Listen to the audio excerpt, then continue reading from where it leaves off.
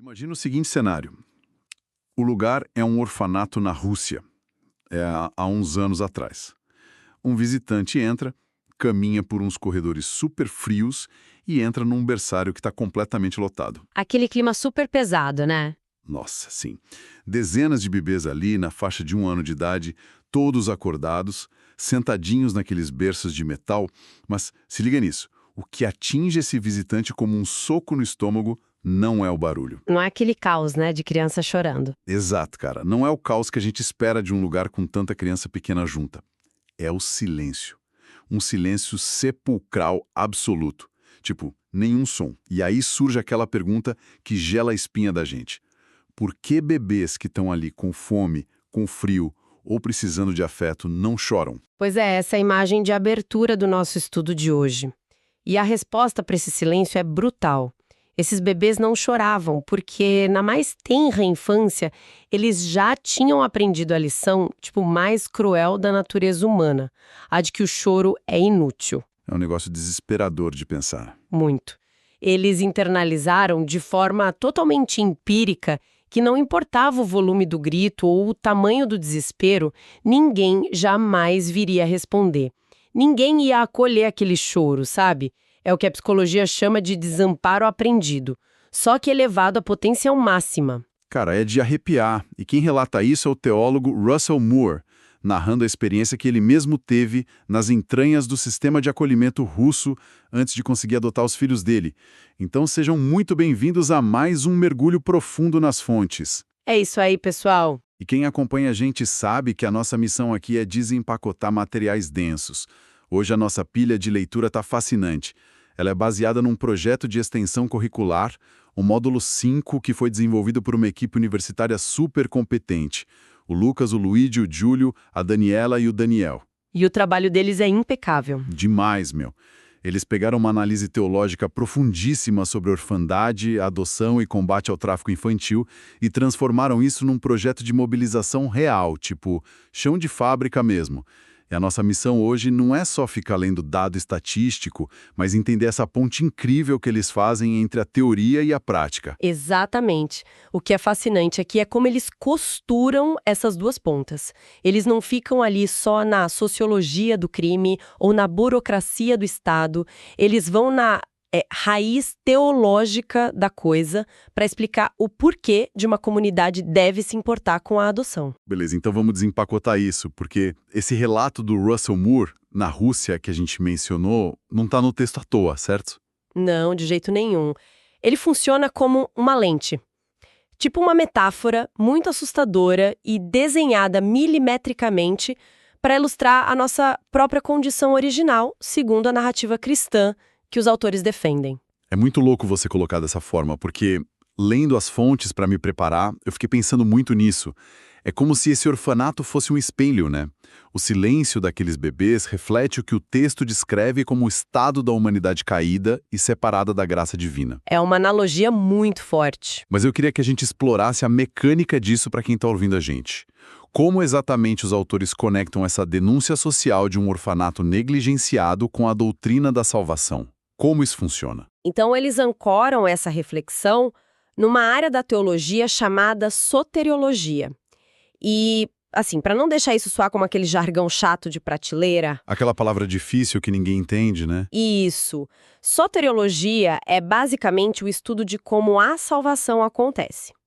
E os autores trazem para a mesa a Confissão de Fé Batista de Londres, de 1689. Um documento bem clássico. Clássico e muito denso. É um documento histórico, formulado no século XVII, que consolida a visão reformada sobre o que é a natureza humana. O argumento central aqui, que subverte muita coisa do senso comum, é que, do ponto de vista divino, não existem filhos naturais com direitos inatos no céu. Espera, como assim não existem filhos naturais? A premissa é que toda a humanidade, por conta da rebelião original, estava na exata mesma condição daqueles bebês russos. Tipo, órfã, destituída, num estado de abandono cósmico causado pela própria ruptura que teve com o Criador. Caramba, ou seja, a humanidade estava num desamparo aprendido espiritual. Tipo, ninguém tinha o direito automático de chamar Deus de pai. Exato. Ninguém. E onde que ocorre a virada de chave nessa história toda, segundo o documento de 1689? A virada de chave acontece num conceito muito pesado de que Cristo absorve esse abandono. A teologia apresentada lá argumenta que Jesus, sendo o único filho gerado, suportou na cruz todo o peso desse silêncio cósmico. Sabe aquele momento em que ele clama e o céu simplesmente se cala? Meu, isso é profundo. O silêncio que ele recebe é o silêncio do orfanato. Perfeito. Ele se torna o órfão no lugar da humanidade para que os rebeldes pudessem ser adotados. O documento chama isso de receber o espírito de adoção. É meio que uma transação legal e espiritual onde o indivíduo perde o status de inimigo, entende? E ganha o status de herdeiro. E é isso que permite clamar Abba, Pai. E aqui entra a engenharia comportamental que o projeto de extensão propõe. Porque, pensa comigo, se a pessoa que está nos ouvindo hoje internaliza de verdade que a sua própria identidade é a de alguém que foi resgatado de um abismo silencioso, sem ter absolutamente nada a oferecer em troca, muda tudo. Muda radicalmente. A forma como essa pessoa olha para as crianças vulneráveis do mundo real tem que mudar. Não é mais uma questão de, ter peninha. É uma questão de coerência com a própria vida, né? Exato, muda completamente o paradigma. Sai daquela ideia de filantropia barata para uma obrigação encarnacional.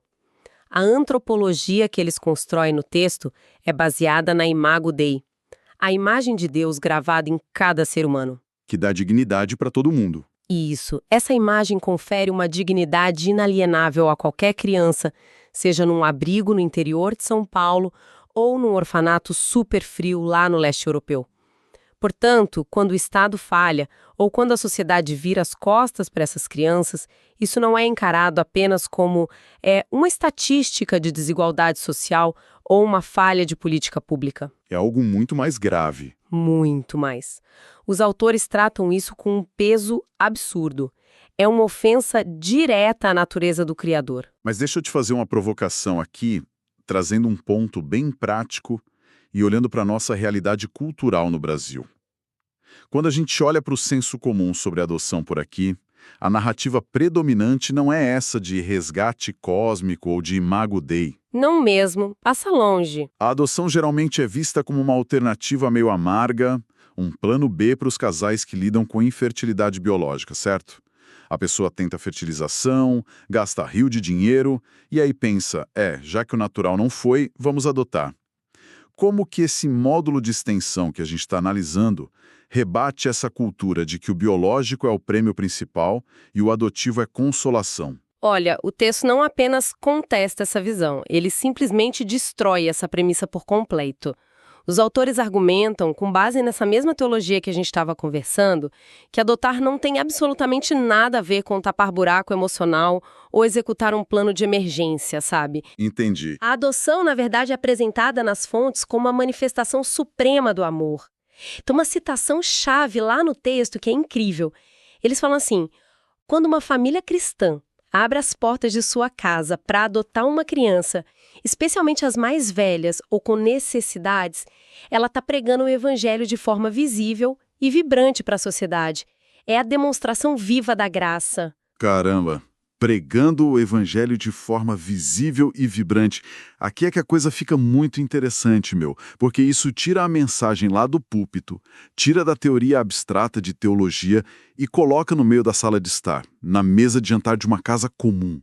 Transforma o cotidiano, a ação mais simples do dia a dia, numa vitrine teológica. Sensacional. E é a partir dessa premissa que, com um tom muito racional, os autores começam a apontar o grande descompasso do nosso Sistema Nacional de Adoção, o famoso SNA. Porque tem um mito gigantesco no Brasil. Muita gente justifica a inércia culpando o Estado, né? Falam que a fila não anda, porque o juiz é lerdo, a burocracia é impossível. Sim, é o que a gente mais escuta. Eu leio os dados no material e a matemática não bate. Se a fila de pretendentes é muito maior que o número de crianças aptas nos abrigos, por que o negócio trava? Qual é o gargalo real? O gargalo real é o filtro irreal dos pretendentes. A esmagadora maioria das pessoas que se cadastram para adotar exige o que a gente pode chamar de bebê de propaganda. Eles querem um recém-nascido, de preferência branco, sem irmãos e sem nenhuma questão de saúde. Ou seja, a galera não está querendo adotar uma criança que precisa de uma família. Elas estão procurando, tipo, uma criança que se encaixe perfeitamente no estilo de vida confortável que elas já desenharam. Um mini eu. Exatamente. O problema é que a realidade dos abrigos institucionais é o completo oposto disso. A maioria absoluta das crianças destituídas do poder familiar hoje tem mais de 8 anos de idade. E já vem com bagagem. E como vem? Elas fazem parte de grupos de irmãos, e a lei tenta ao máximo não separar esses irmãos que já perderam tudo na vida. Muitas delas carregam um peso de necessidades médicas especiais, traumas, atrasos cognitivos por causa de abusos lá no passado. Então, quando eles falam de demonstração viva da graça, Eles estão dizendo que adotar esse perfil real é que é o verdadeiro reflexo do amor imensurável que nos resgatou. Porque, voltando lá para o começo da nossa conversa, a humanidade não era um bebê perfeito quando foi resgatada, entende? O amor incondicional abraça a complexidade. é um soco no estômago do nosso narcisismo moderno, né? E aqui eu quero conectar isso com uma parada muito sombria que eles levantam no projeto. Se a fila do SNA está travada por causa desse capricho do perfil perfeito, o que acontece com o menino negro de 10 anos, que tem 2 irmãos mais novos e está lá no abrigo? O tempo passa para ele. O tempo passa, ele cresce, e quando bate a maioridade, ele é tipo ejetado do sistema de acolhimento, vai para a rua. E é exatamente essa massa de jovens invisíveis que cai direto no radar de uma das engrenagens mais pesadas que os autores denunciam, as redes de exploração e tráfico infantil. Essa ponte causal que eles fazem é perfeita. A recusa sistemática da sociedade em adotar perfis reais alimenta o ciclo de vulnerabilidade. O documento detalha como essas crianças viram presas fáceis. Eles dão um alerta muito sério de que adotar não é só filantropia, é entrar deliberadamente numa guerra espiritual e imaterial contra o império das trevas. Os dados são assustadores. Dezenas de crianças sumindo todo dia. E eles focam muito na nova fronteira disso, que é o ambiente digital, certo? Sim, o grooming digital, que é o aliciamento feito pela internet, onde o predador finge ser amigo da criança. Quase 1/4 das crianças com acesso à internet no Brasil já sofreu alguma abordagem assim. E os caras estão muito sofisticados, meu. Não é mais o cara suspeito no portão da escola. A fonte fala de esquemas que criam falsas agências de modelos gospel só para ganhar a confiança de famílias vulneráveis e roubar as crianças. E os universitários foram muito sagazes de mostrar como a desinformação ajuda esses criminosos.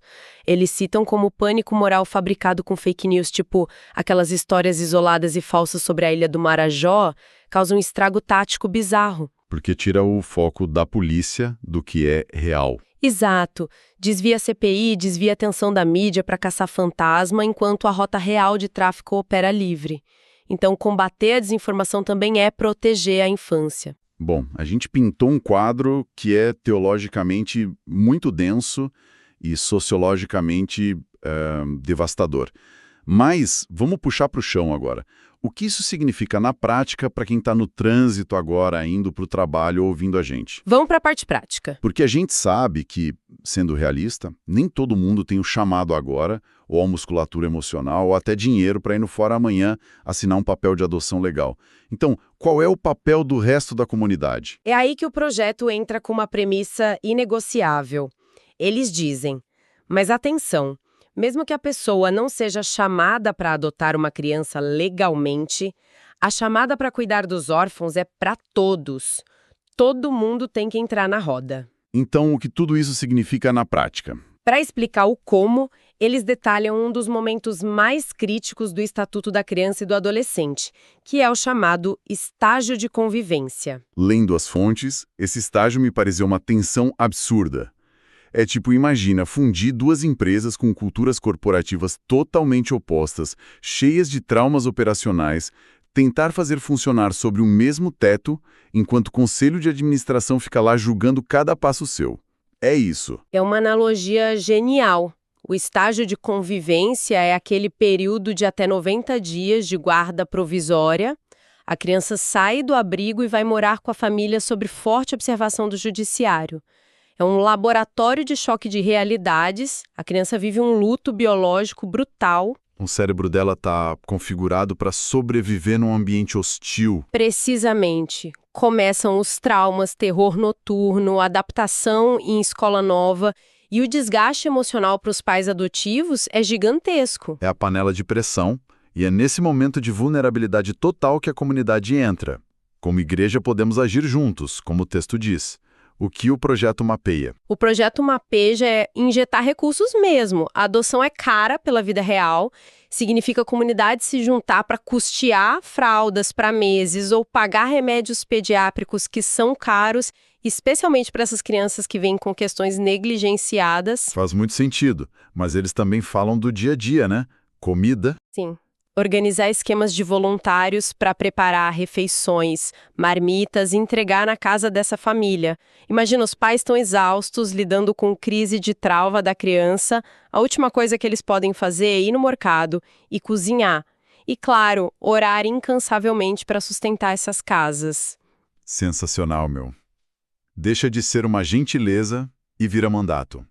Se a gente conectar isso com uma figura maior, quem financia a fralda e o remédio ou quem assa uma lasanha no fim de semana para essa família, está participando do mandato de adoção e de justiça social de Cristo do mesmo jeito que quem assinou o papel.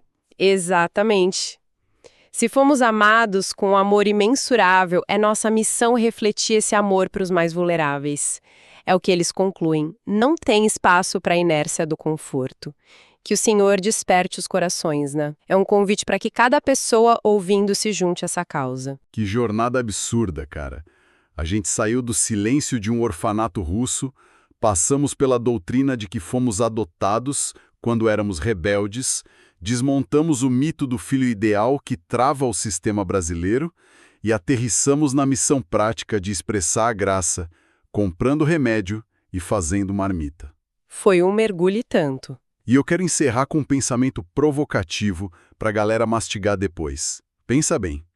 Se os lares e as mesas de jantar da nossa comunidade são a vitrine mais visível do amor de Deus, o que o uso do nosso tempo livre e do nosso orçamento extra no fim do mês está gritando para o mundo sobre o quanto a gente realmente entende a graça que nos adotou? Fica a reflexão. Muito obrigado por acompanhar mais essa análise das fontes com a gente. Valeu, pessoal. Até a próxima. Um abraço e até o próximo mergulho profundo.